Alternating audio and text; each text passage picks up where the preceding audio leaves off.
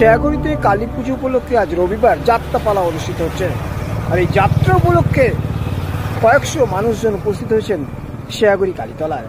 যাত্রাপালার বেশ কিছুটা অংশ আজ আমতারা নিউজে আপনাদেরকে দেখাবো আমি কল্যাণ অধিকারী। তো দেখতে থাকুন যাত্রাপালা, অন্ধগলির বন্দি পাখি।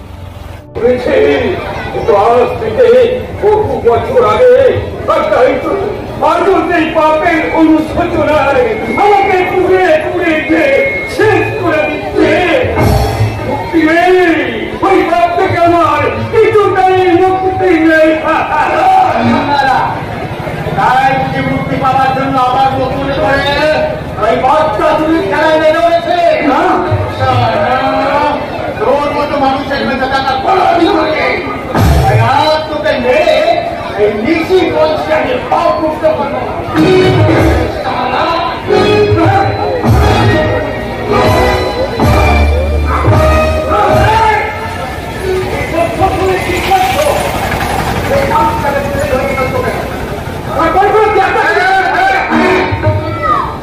তোমাকে দিতেই হবে। তোমাকে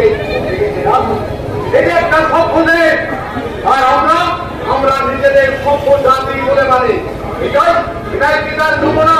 একটা বয়স্ক মানুষকে মারতে হত্যা করছে না, আমি যেটা করছি সেটা ঠিকই পাচ্ছি। আপনি আমার কাজে বাধা হচ্ছেন কেন সেটা জানতে পারিনি। আমি একজন মান এবং সম্মিলিত মানুষ বলে তাই তোমাদের সামনে এত বড় একটা অন্যায় দেখে আমি নিজেকে ধরে রাখতে পারলাম না।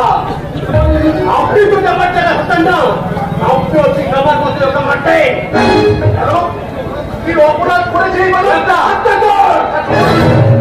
সারা জীবের করছে এই নিশিগঞ্জ হাসপাতাল থেকে একটি করে বাচ্চা চুরি করে বাজারে একটি বাচ্চা নিয়ে একটা চুরি করার তালে ছিল।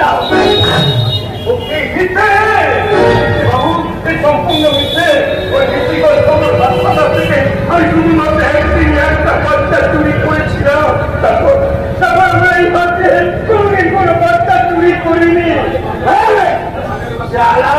বাচ্চা চুরি করেছে তাহলে বাজারে বাচ্চা মেয়েটার সাথে ঈদের এত গুজুর গুজুর বসে থাকলে একটু থাকবে এলো ওই বাচ্চাটাকে নিয়ে পালিয়ে যাবে। সত্যি কি তুমি বাচ্চা তো বলো, সত্যি কি তুমি বাচ্চা তো বাজারে ওই বাচ্চাটাকে চুরি করতে গিয়েছিলে? বললাম না জীবনে শুধুমাত্র আমি একদিন একটা বাচ্চা চুরি করেছিলাম। আর ওই মেয়েটাকে দেখতে আমার কেন জানি না ওকে খুব আদর করতে ইচ্ছে করছিল। আসলে আমার একটা নাতনি ছিল গো, নাতনি কোথায় হারিয়ে গেছে, চিরদিনের মতো হারিয়ে গেছে। নাতনি বাবুকে শান্তির বাড়িটা করে নিয়ে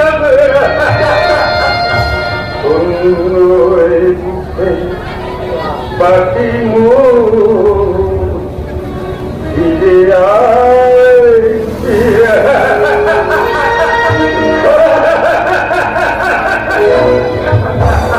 এখনো কি তোমাকে দেখে বাচ্চা চোর বলে মনে হচ্ছে? বাচ্চা চোরের মুখে মুখে কোনদিন প্রিয়জনকে হরবাবু আছে, হরবাবু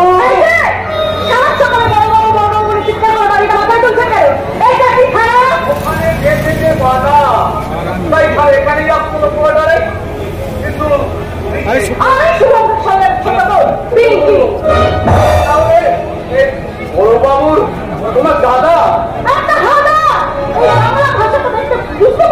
তোমাদের মতো অশিক্ষিত মানুষকে লেট হয়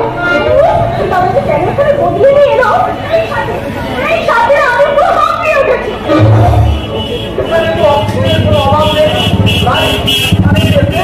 আপনিও তার কারণটা জানতে পারি মা? আরে মশাই এইরকম একটা মেয়েকে মা বলে সম্বোধন করবেন না। এইরকম পুরুষের বলা মায়েরা করে তাহলে মা শব্দটাই লজ্জা করবে। তোকে ফোন করে লোক সমাজে পরিচয় দিতে আমার লজ্জা করে। তোকে শিক্ষিত করে তুলে আমি শহরের কলেজে পড়তে পাঠিয়েছিলাম, কিন্তু এখন দেখছি তুই শিক্ষা দীক্ষা ছেড়ে দিয়ে সভ্যতার কথাটাকে কি করে চিনিয়ে যেতে হয় সেটা তুই ভালো করে শিক্ষা শিখিস। এইরকম একটা পোশাক পরে একটা ভদ্র লোকের সামনে এসে দাঁড়াবার পরেও বিভাগীর চলো মান সম্মান বলে কিছু আছে? না না স্যার, না না, আমি তো বাইরে দিল স্যার, আমি না পরে আসবো স্যার। স্যার যখনই আসুন না কেন, আমার বোন কিন্তু ঘরের বাইরে এরকম ছোট ছোট পোশাক পরে ঘুরে বেড়াবে,